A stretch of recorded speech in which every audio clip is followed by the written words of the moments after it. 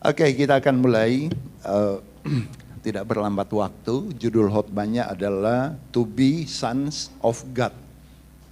To be son of God, menjadi anak-anak Tuhan, menjadi anak Allah. Kita tahu semua Tuhan Allah itu adalah raja dalam kehidupan kita. Kalau dia adalah raja, berarti kalau kita menjadi anak-anak Allah, kita ini adalah anak-anak raja. Aku anak raja, engkau anak raja juga. Masa cuma gembala anak raja, jemaat bukan?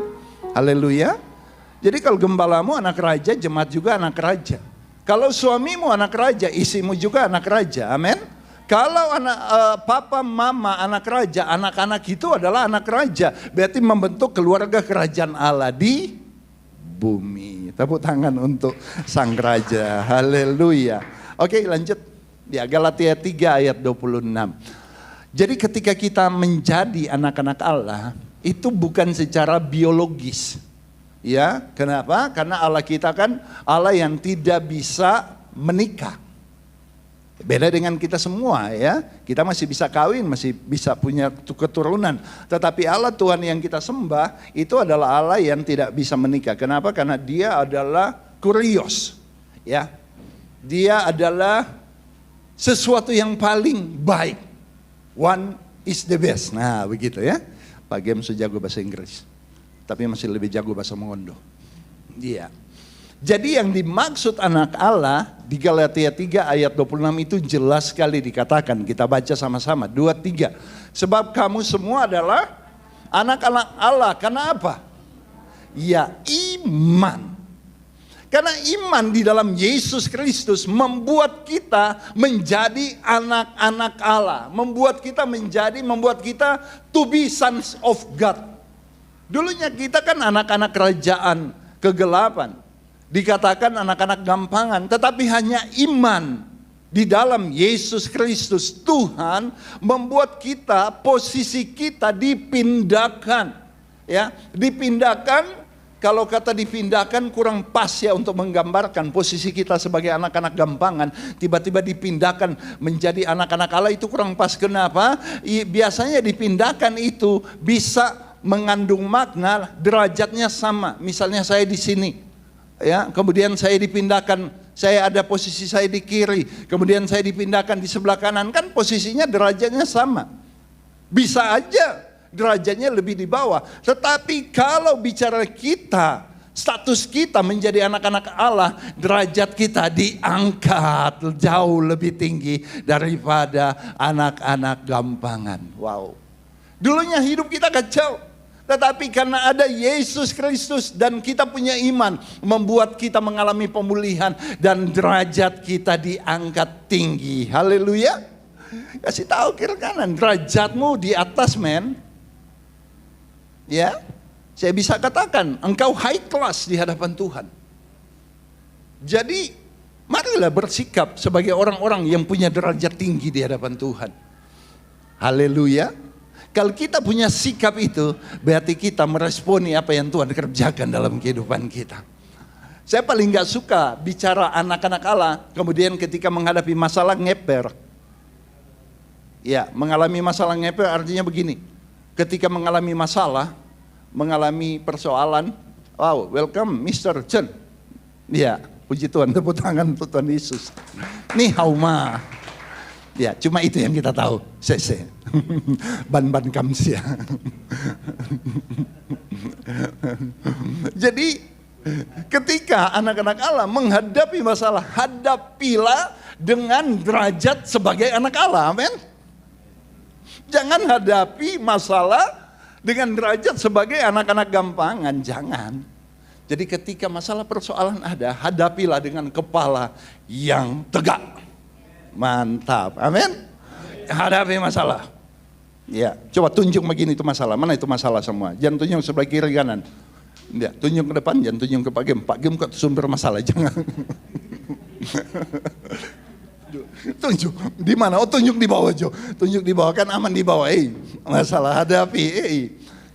Itu kan sifat anak Allah. Kalau kita derajat high class di dalam kerajaan Allah, Mazmur 110 ayat 1. Masalah ada di bawah telapak kaki kita. Coba semua kaki begini, coba. Ada apa di telapak kakimu? Ada granit bagian, bukan, ada masalah persoalan. Kenapa masalah persoalan mesti ada di bawah telapak kaki kita, bukan di dengkul, bukan di perut, untuk membuat kita naik level. Ya, masalah itu yang akan menjadikan batu undakan kita untuk naik lebih tinggi. Haleluya, tepuk tangan untuk Tuhan Yesus. Oke, ya lanjut slide-nya. Ciri-ciri anak Allah. Saya baca, saya search di Perjanjian Baru tentang ciri, tentang arti anak Allah. Saya cuma dapat 2 ayat ini yang jelas. Ya, cuma 2 ayat ini di Perjanjian Baru yang dengan jelas di dalam satu ayat itu jelas artinya menegaskan kita anak Allah. Ada di ayat lain tetapi itu bisa cuma di situ tersirat. Ada 4-5 ayat, mesti dibaca keseluruhan baru diambil maknanya. Tetapi cuma 2 ayat ini yang betul-betul menggambarkan, dalam satu ayat itu jelas digambarkan bahwa kita anak Allah. Yang pertama ciri anak Allah adalah di Matius 5 ayat 9. Berbahagialah orang yang membawa damai, karena mereka akan disebut anak-anak Allah. Ini ayat ini jelas. Ayat ini nggak perlu penafsiran lagi. Di sini jelas dikatakan bahwa yang membawa damai akan disebut, ya, yang membawa damai mereka akan disebut. Jadi ciri yang pertama ketika kita bicara kita to be sons of God adalah pembawa damai. Itu ciri yang pertama, pembawa damai. Kalau dia nggak bawa damai, maafkan saya, dia bukan ciri anak Allah. Dia anak. Nggak ada yang jawab ini. Dia anak gampangan, ya. Tetapi kita bicara representasi kerajaan Allah, kita bicara perwakilan kerajaan Allah di Tumubui ini, di Kota Mobagu. Style utama, rule model yang paling utama adalah kita ini adalah pembawa damai. Itu yang pertama. Kemudian yang kedua, Roma 8 ayat 14. Kita baca sama-sama, 2-3. Semua orang yang dipimpin oleh Roh Allah adalah, jelas sekali. Ayat ini nggak perlu penafsiran, jelas dengan tegas. Anak SD baca ini sangat mengerti, ya. Semua orang yang dipimpin oleh Roh Allah adalah, ciri yang kedua adalah orang yang dipimpin oleh Roh Allah. Hidup mereka yang dipimpin oleh Roh Allah, maka mereka masuk kategori anak-anak Allah. Haleluya, amin. Ya, saya tahu di kita semua 2 ciri ini kuat menguasai kita. Yang setuju dengan saya katakan amin. Ini menjadi style kita. Ini menjadi langgam kita. Ini menjadi gaya hidup, cara hidup kita sebagai sons of God, yaitu pembawa damai dan hidup dipimpin oleh Roh Allah. 2 ini nggak bisa dipisahkan, ya. Pagi ini kita akan belajar sama-sama untuk pembawa damai dan dipimpin oleh Roh Allah. Saya bagikan dengan singkat saja. Oke, slide berikut. Oke, kita belajar dulu apa arti pembawa damai. Damai dalam bahasa Yunaninya adalah eirene. Ya, saya tadi di Pusian bergurau, nanti kalau Pak Diksan Deyun punya anak perempuan lagi, amin. Mau tambah? Tolong Pak Gembala titip nama Eirene. Tapi Pak Dikson coba gini, aduh langsung ganti. Kalau Pak Glenn dan Ibu Teni nanti, kan Pak Glenn Ibu Teni di Pusian kan anaknya cuma 2 laki-laki toh. Kalau mereka juga punya anak perempuan, tolong kasih nama Eirene. Siapa yang mau tambah anak? Mau 1 lagi perempuan? Tolong angkat tangan. Berry Jelly. Ines ini. Angel Eric, ya, tolong kasih nama Eirene, ya, bagus sekali. Saya dulu teman-teman saya banyak nama Eirene. Ternyata Eirene itu damai itu bahasa Yunaninya adalah Eirene. Bahasa Ibraninya itu adalah Shalom. Banyak kan anak-anak sekarang namanya Shalom, ya. Apakah arti Eirene dan Shalom itu cuma sebatas hidup nyanak baku Korea, jang Korea bagi kita. Kalau nggak korel kita aman, ya damai. Jadi cuma hidup sebatas gencatan senjata, nggak korel kita aman. Berani nggak korel kita habis. Apakah cuma begitu? Ya. Apakah cuma gaya hidup anak keluarga di Jakarta kan begitu. Tetangga kiri kanan kan nggak saling kenal. Jadi semua aman, damai kan nggak saling kenal, nggak rentan persinggungan, enggak. Ternyata kata damai ini, eirene atau shalom, ini mengandung arti adalah hubungan yang baik dan benar. Haleluya. Damai itu bicara hubungan yang baik dan benar. Bukankah kita sukses karena kita bisa membangun hubungan? Orang yang sukses, dia pinter untuk membangun relasi. Pak Gerald tahu semua ini. Ya, kesuksesan karena dia pinter untuk bangun relasi. Kalau orang itu nggak pinter bangun relasi, maafkan saya, keberhasilan menjauh dari dia. Tetapi kalau dia pinter bangun relasi, dia pinter bangun hubungan, percaya ya, 70-80% keberhasilan ada pada dia. Ternyata untuk berhasil tidak sekedar pinter. Saya melihat ketika saya SD, SMP, bahkan SMA, ya, yang juara-juara 1, juara 2, juara 3, ketika terjun di lapangan, ternyata yang di SD, SMP, SMA yang standarnya yang cuma standar biasa-biasa, mereka yang lebih berhasil. Saya bilang kenapa ya mereka bisa, ternyata mereka bisa bangun hubungan. Itu arti damai ya, bisa bangun hubungan. Kemudian bukan cuma bisa bangun hubungan, tetapi dia mengusahakan hubungan baik dan benar itu. Dia mengusahakan. Nah, saya boleh tanya, kalau kita mengusahakan hubungan baik dan benar itu gampang atau susah? Bagi saya itu susah. Kenapa? Karena kita akan bersinggungan, kita akan berinteraksi dengan sifat karakter manusia yang berbeda-beda. Ya? Kita akan berinteraksi dengan mereka. Dan kalau kita sebagai pembawa damai, kartu asnya bukan pada mereka tetapi pada kita. Haleluya. Inisiatifnya ada pada kita. Kita yang mesti datang untuk membangun hubungan yang baik dan benar. Sekalipun itu banyak korban perasaan.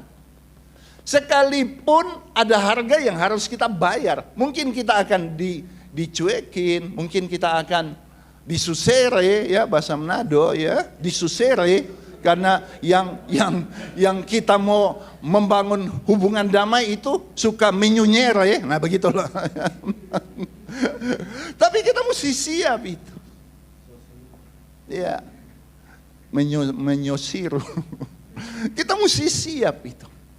Sehingga ternyata pembawa damai itu bahasa Inggrisnya adalah peacemaker. Wow. Peacemaker. Kasih tahu kiri kanan, engkau adalah peacemaker. Engkau bukan peacepot. Ya, kalau peacepot pembawa kencing. Tapi kita adalah peacemaker, pembawa damai. Nggak gampang kita bisa menjadi pembawa damai. Iya, kita bukan pembawa kerusuhan. Kalau pembawa kerusuhan itu mereka yang suka memfitnah, suka mengadu domba. Ya, domba kok diadu ya? Kenapa mengadu domba? Padahal domba ini kan binatang yang welas asih kan?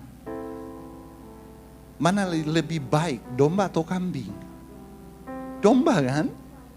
Tapi kenapa domba yang baik bisa diadu? Kenapa enggak mengadu kambing? Ya, bahkan mengadu jangkrik. Kenapa domba yang begitu baik itu kok bisa diadu? Ternyata pengadu domba itu lihai. Sedangkan domba yang baik bisa diadu. Apalagi kambing yang jahat. Cuma sontong sedikit adu sendiri itu. Pembawa kerusuhan itu sangat tidak baik. Bayangkan domba yang baik aja bisa diadu. Apalagi yang tidak baik. Ya, kasih tahu kiri kanan, engkau bukan pembawa kerusuhan, engkau pembawa damai. Engkau peacemaker. Dan Tadi saya khotbah begini, heran ya.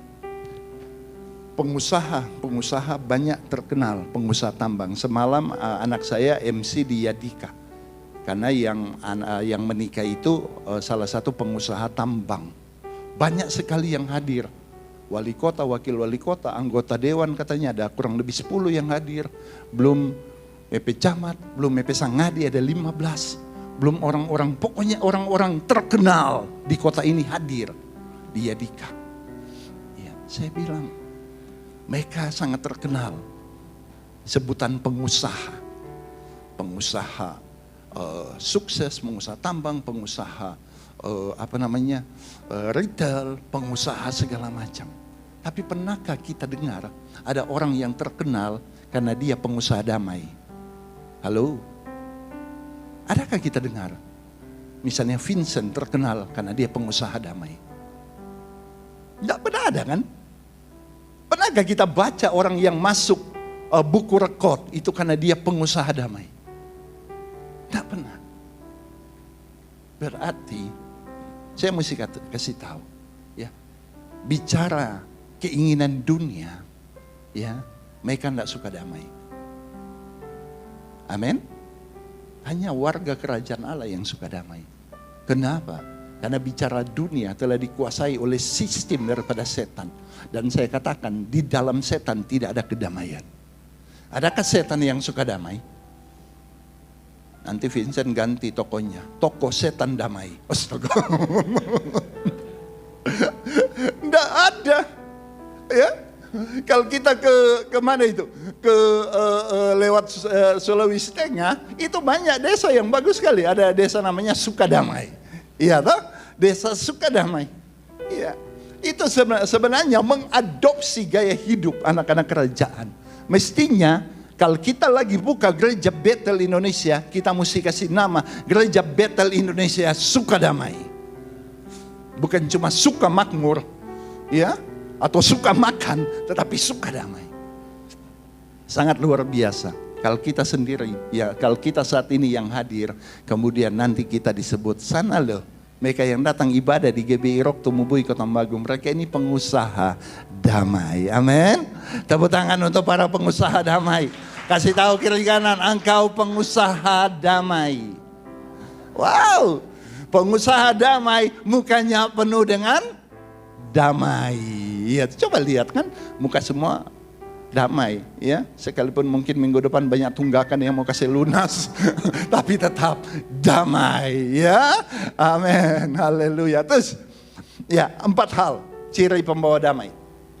Yang pertama, ketika dia bisa masuk pada pengusaha damai atau pembawa damai, pertama, dia sudah bisa berdamai dengan dirinya sendiri. Ada orang yang tidak berdamai dengan dirinya sendiri. Dia meratapi nasibnya, dia meratapi keadaannya, dia meratapi model tubuhnya, dia meratapi keadaannya. Bahkan ada seorang anak muda di FB, dia ratapi keadaannya. Dia bilang, aduh PB saya kita aduh PB saya, siapa yang suka pada kita, PB saya kita, siapa yang suka pada. Berarti dia tidak berdamai dengan diri sendiri. Dia meratapi nasib, kenapa hidup saya begini? Kenapa saya susah? Kenapa? Dia tidak berdamai dengan dirinya sendiri. Padahal saya mau kasih tahu, engkau adalah ciptaan Tuhan yang mulia. Kalau engkau memutung, ya, memutung atau bersungut dengan dirimu sendiri, maafkan saya mesti kasih tahu, engkau melecehkan Tuhanmu, engkau melecehkan Raja yang membuat engkau sebagai anak-anak Raja yang dahsyat. Amin. Tidak bisa berdamai dengan dirimu sendiri. Pertama, ya, ini secara pribadi dulu saya bilang, kondisi tubuhmu akan mengalami efek negatif. Kenapa banyak yang sakit migrain apa segala macam? Karena nggak berdamai dengan dirinya sendiri. Menganggap dirinya sampah, menganggap dirinya nggak ada arti apa-apa. Ya, saya nggak mau. Saya tahu saya ciptaan Tuhan yang mulia. Sekalipun tubuh saya tinggi begini, saya nggak minder dengan tubuh yang tinggi. Sekalipun waktu SD saya agak minder, soalnya paling tinggi di kelas kita, kodong panggil panjang. Jadi kalau sedang berbaris kita begini. Iya. Yang agak pendek begini. Tapi setelah saya dipulihkan, saya bilang, enggak, Doni Abraham ciptaan Tuhan yang mulia. Tidak ada alasan untuk menyalahkan kondisi yang terjadi dalam kehidupan kita. Amin. Iya, kalau kita bisa melewati ini, berarti kita sedang berdamai dengan diri kita sendiri. Jangan menista dirimu. Jangan menghina dirimu. Tapi hargailah dirimu. Kalau engkau tidak hargai,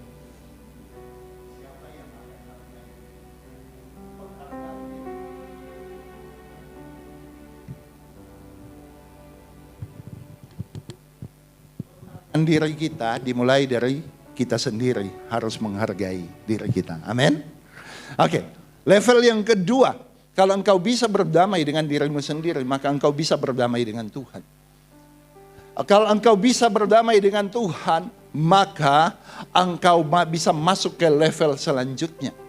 Kadang orang dia menjauh daripada Tuhan. Kadang orang menyalahkan Tuhan. Ketika masalah persoalan yang datang, bejibun. Yang kemarin di GBTCC saya khotbah, masalah itu bisa beranak, bercucu, bercicit, bercocot, bercecet, ya sampai masalah satu belum selesai, masalah satu sudah datang, masalahnya beranak terus bercucu. Kadang ketika masalahnya banyak sekali, dia akan menyalahkan Tuhan, Tuhan sampai hati. Bukankah kita so melayani Tuhan? Di Matius 7 kan, kita so bernubuat, melakukan mujizat, kenapa ini bisa terjadi? Apalagi ketika kita ditinggal orang yang kita kasih. Ketika Daud meratapi anaknya dengan Bathsheba, kemudian anaknya mati. Daud bilang, dia adalah Tuhan. Apa yang Tuhan buat baik adanya. Amin. Ya. Ketika kita bisa berdamai dengan Tuhan, itu yang akan membuat Tuhan senang kepada kita. Berdamai dengan Tuhan, hubungan kita dengan Tuhan baik sekali. Kadang ketika dulu saya pertama kali mendengar kata sebelum berdoa pelepasan di satu gereja tertentu, dia langsung katakan, mari kita berdamai dengan Tuhan. Saya bingung, mana ada salah apa dengan Tuhan, kok mau damai? Tak bingung, kenapa ya? Ternyata yang dia maksudkan, dia mau minta pengudusan daripada Tuhan. Tapi dikata berdamai. Kemudian saya olah kembali kata berdamai dengan Tuhan yang lebih spesifik. Ternyata saya dapati orang-orang yang mestinya berdamai dengan Tuhan ketika dia marah jumpa Tuhan. Banyak orang yang marah jumpa Tuhan. Dengan keadaannya dia marah pada Tuhan. Nah, orang-orang yang demikianlah yang mesti berdamai dengan Tuhan. Saya harapkan di tempat ini tidak ada yang marah dengan Tuhan. Amin. Coba tanya sebelah kiri kanan, kenapa marah dengan Tuhan? Ya enggak toh? Ya enggak ada. Ya. Berarti untuk poin yang ketiga, poin yang kedua lolos di sini semua. Tepuk tangan untuk Tuhan Yesus. Nah, kalau kita bisa berdamai dengan Tuhan, so pasti kita suka berdamai dengan orang lain. Amin. Kenapa? Kalau kita berdamai dengan Tuhan, maka kita tahu semua Tuhan Yesus yang kita sembah itu adalah Raja Shalom. Ya. The King of Shalom, the King of Peace, Raja Damai.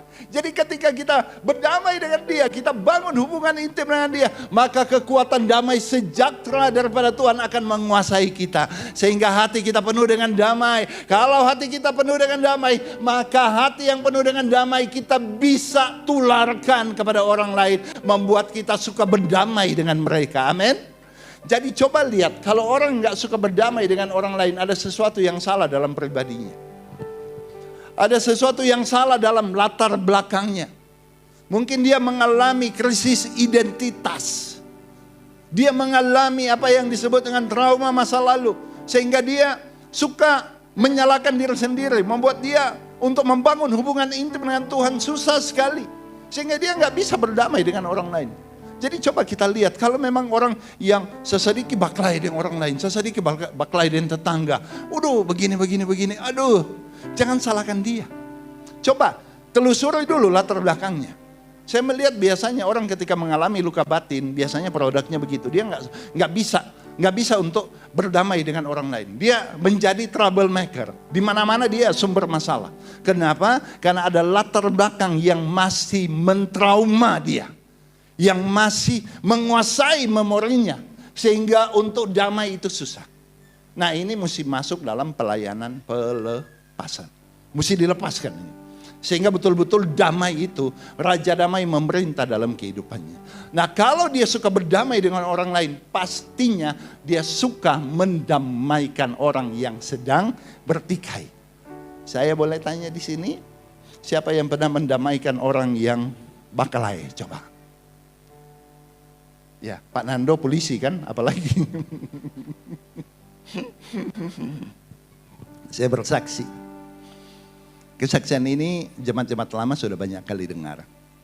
Satu kali saya dikhotbah untuk KKR di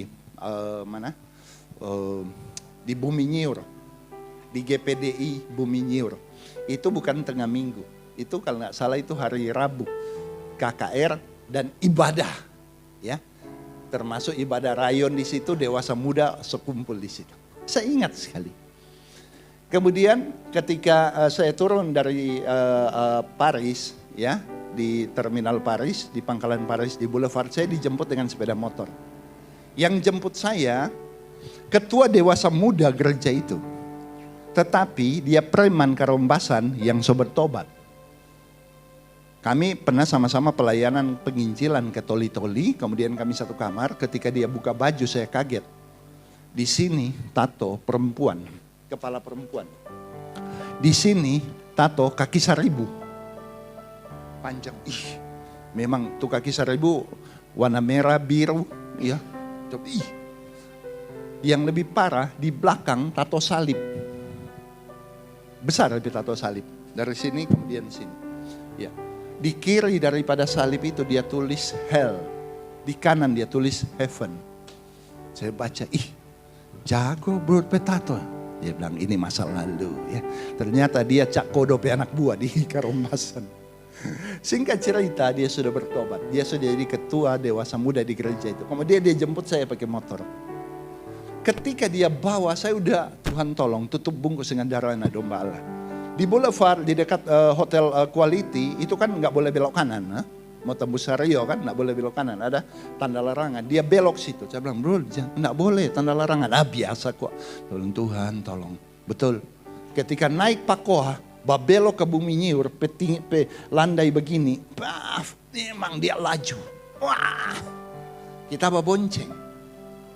Ketika dia lipat begini itu motor, yang kita lihat tiba-tiba sepeda motor ada di seiba kita. Singkat cerita, sepeda motor itu Mas Jawa yang bawa. Mas biasanya Jawa ya, nggak ada Mas Minasa. Ada Mas Cina. Ya. Mas Jawa yang bawa motor di belakang kerupuk. Wah, laju sekali. Wah, kita kaget begini, motor di samping kanan. Kemudian apa yang terjadi ketika burdeki patah begini? Motor itu kena, yang lebih dulu kena kita perusuk. Sampai kita pekaus ini, batanda bola motor, roda motor, batanda, ban radial. Sampai terus terang Bapak Ibu, kita baru merasakan itulah uppercut yang kena rusuk. Kita langsung begini, langsung jatuh. Waduh, memang jatuh. Bude kita lempar, motor terlempar, mas terlempar. Kita jatuh. Sepersekian detik kita tidak bernafas. Aduh Tuhan tolong, Tuhan tolong. Ketika jatuh, bukan cuma ini kena. Kita pelutut dua robek. Memang berdarah. Tuhan tolong, Tuhan tolong. Kita langsung, orang semua berkumpul, kita langsung ke rumah tetangga. Kita bilang, aduh Tuhan, kita lihat, aduh. Kita buka di, aduh ternyata sini memar. Ini orang Batak bilang memar ya. Orang Nano bilang memak. Oh Tuhan. Tapi sementara kita, oh Tuhan tolong. Saya lihat burdeki ini bekas preman. Dengan terpincang-pincang. Dia begini. Kalau dia datang tuh mas, enggak apa-apa. Dia datang tuh mas, kalau dia tangka di sini. Bagaimana? Ngana tahu kita bawa pendeta mau khotbah. Coba lihat ke siang Pak Pendeta. Suasana so tersungkur. Kita pilih apa ya Tuhan tolong. Memang dia semua lapas yang ngepehu kanan. Kita dapat uppercut dengan ban motor. Budeki semua lapas yang ngepehu kanan tuh preman itu. Oh saya bantu Tuhan tolong. Jadi dengan minta kekuatan saya batate begini. Budeki jangan. Kita langsung pilih. Jangan Pak Doni. Pak pendeta apa? Tumbas ke siang so. Ya preman kerempasan. Banyak DP anak buah yang semua bakumpul. Ada apa Om Deki? Oh udah ajar Jo. Astaga. Aduh. Kita langsung pilih. Oh masih sakit begini kita bilang. Bro Deki. Saat beginilah kita mesti terapkan firman Tuhan. Ya. Saat beginilah kita mesti terapkan kasih Yesus. Bu Deki bilang nyanda. Bu Deki kasih Yesus terapkan. Dia tambah diam. Kasih Yesus. 3 kali kasih Yesus. Oh iya. Baru setelah itu dia so tenang. Kita so tenang. Puji Tuhan. Bilang kasih Yesus kok hilang tuh sakit. Akhirnya saya bilang, Bu Deki bantu di Mas ini. Bu Deki bawa. Iya Mas minta maaf ya. Dia kasih badir itu motor. Dia kasih atur Mas perpu. Itu Mas, oh makasih. Saking Mas gugup, Mas starter tuh motor. So, hidup. Saking DP gugup dia gas tinggi. Bu Deki di muka. Saking gugup dia isi gigi 1. Motor melumpah. Kenapa Bu Deki? Oh Mas. Coba. Minta maaf. Aduh. Singkat cerita. Masih itu pergi. Saya bilang Bu Deki menang. Ya, tapi di sisi lain kita senang. Kenapa? Karena kita mendamaikan. Malamnya KKR. Kita ingat sekali. Lah khotbah tentang perempuan pendarahan. Bagaimana dia menghampiri Yesus. Bukan memegang. Bukan cuma memegang. Dia maraya. Untuk memegang jubah Yesus. Sementara kita khotbah itu, panggung yang dah khotbah itu masih cor, kasar. Tiba-tiba Roh Kudus bilang, praktekkan maraya. Tuhan, kita praktekkan maraya. Memang badara ulang, tidak masalah. Ya, tapi sukacita melayani Tuhan. Tepuk tangan untuk Tuhan Yesus. Kapan engkau mendamaikan orang? Kalau ada yang bermasalah, ada yang bertikai satu dengan yang lain, ambil posisimu sebagai pengusaha damai. Damaikan mereka. Amin. Saya percaya ketika engkau damaikan mereka, upamu sebagai pengusaha damai diperhitungkan oleh Tuhan. Tepuk tangan untuk Tuhan Yesus. Haleluya. Kemudian yang kedua, apa arti hidup dipimpin oleh Roh Kudus? Ya, sederhana aja saya kasih satu kalimat yang Bapak Ibu bisa mengerti, jemaat bisa mengerti. Arti hidup dipimpin oleh Roh Kudus atau Roh Allah adalah jadikanlah Roh Kudus atau Roh Allah itu sebagai leader dalam kehidupanmu. Amin. Jadikanlah Roh Kudus atau Roh Allah itu sebagai leader. Nah, kalau leadernya ada di mana? Halo. Iya, apa yang menjadi ketentuan, perintah daripada leader, tentunya kita yang di-leaderkan itu mesti ikuti. Amin. Ya, jadikan Roh Kudus itu leader dalam kehidupan. Apapun yang terjadi, caranya gimana? Sederhana saja. Saya tidak berteologi, saya cuma bagikan hal yang simpel yang bisa kita praktekkan. Untuk jadikan Roh Kudus leader dalam kehidupan kita sederhana. Yang pertama, bangun komunikasimu dengan Roh Kudus. Setiap hari bangun. Ya, pagi-pagi bangun, good morning Holy Spirit. Kemudian mulai bangun. Bangun komunikasimu dengan Roh Kudus. Daud kita tahu semua dia berhasil karena dia bangun komunikasi dengan Roh Kudus. Dia jadikan Roh Kudus, Roh Allah itu leader dalam kehidupannya. Dalam dia berperang, dia jadikan Roh Kudus sebagai leader, membuat dia berhasil. Kemudian setelah engkau bangun komunikasi dengan Roh Kudus, taatlah apa yang dikatakan oleh suara Roh Kudus. Amin. Kalau Roh Kudus bilang begini, ikut tuh. Sekalipun kadang itu nak masuk di akal. Ikut aja. Nah, ini perlu waktu, ini perlu proses. Sehingga engkau makin matang di dalam mendengarkan suara Roh Kudus. Mulailah dari awal, bangun komunikasi dengan Roh Kudus. Bagaimana caranya? Sederhana.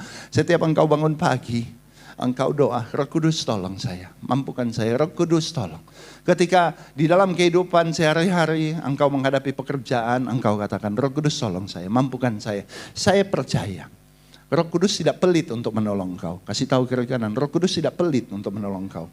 Kasih tahu kiri kanan, Roh Kudus bukan roh yang pencudu. Iya toh? Bukan roh yang pencudu. Dia roh yang murah hati. Ketika engkau minta tolong, dia akan tolong engkau. Amin. Ya. Terus, faedah menjadi anak Allah. Saya masih ada 2 slide. Faedah menjadi anak Allah. Ya. Yohanes 1 ayat 12. Tetapi semua orang yang menerimanya diberinya kuasa supaya menjadi anak Allah, yaitu mereka yang percaya dalam namanya. Kalau saya uraikan ini cukup panjang. Kalau saya uraikan ini biasanya mulai di Kejadian 1 ayat 26. Tapi saya nggak punya waktu, saya cuma bicara Yohanes 1 ayat 12. Ketika kita terima Yesus sebagai Tuhan dan Juru Selamat, maka kita diangkat menjadi anak-anak Allah. Ya, Galatia 4 ayat, Galatia 3 ayat 26 tadi yang kita baca. Dan ketika kita diangkat menjadi anak Allah, maka kita diberikan kuasa. Katakan amin. Ya, laguku diberi kuasa oleh Raja Mulia. Ketika kita diberi kuasa, kuasa di sini ya bahasa Yunaninya adalah rada. Rada itu adalah wewenang. Rada itu adalah potensi Allah yang Allah taruh kepada kita. Tetapi saya mau katakan, rada bukan alat kekuasaan. Rada bukan alat untuk sok-sokan. Rada bukan alat untuk memerintah dengan dengan semau gue, bukan. Tetapi rada yang pertama adalah ada kuasa potensi Allah yang Tuhan taruh pada kita, yang pertama. Tetapi yang kedua, kita diberi kemampuan untuk melaksanakan apa yang menjadi mandat kerajaan Allah. Itu rada. Ada kemampuan Tuhan, kita menjadi pengelola kerajaan Allah di muka bumi ini. Kita tahu semua, salah satu contoh penyalahgunaan kekuasaan yang dilakukan oleh siapa? Hah? Iya, top sekali nih Sambo. Iya. Dia menyalahgunakan kekuasaan sehingga dia melakukan konspirasi dengan kekuasaannya. Dan apa yang terjadi? Akibat dia salah gunakan kekuasaan, membuat bintang-bintang berjatuhan dan bunga-bunga berguguran. Bintang jatuh, jenderal banyak bintang-bintang jatuh. Bunga-bunga, kombes, AKBP, kompol. Iya toh, bintang dan bunga jatuh berguguran. Kenapa? Karena salah menggunakan kekuasaan. Itulah kekuasaan dunia. Tetapi bicara rada ini, kekuasaan daripada sang raja untuk menjadikan kita anak-anak Allah yang menjadikan berkat di sekitar kita. Rada ini yang memampukan kita membawa pengaruh di sekitar kita.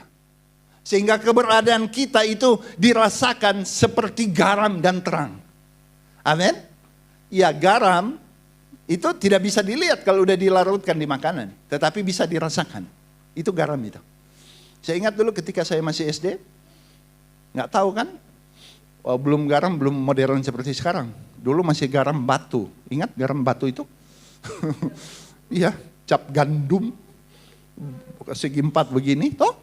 Jadi ketika itu mesti ditumbuk, masih garam begitu. Jadi ketika saya makan bubur, saya nggak ada hikmat. Saya taruh aja gumpalan-gumpalan. Kemudian campur. Baru tahu, aduh, hati-hati, jangan termakan garam. Ya, soalnya yang di pinggir nggak bergaram, kong di sudut di tengah ada garam begini, kamu cari itu garam. Soalnya ada pelia, soalnya kan garam sesama dengan bubur.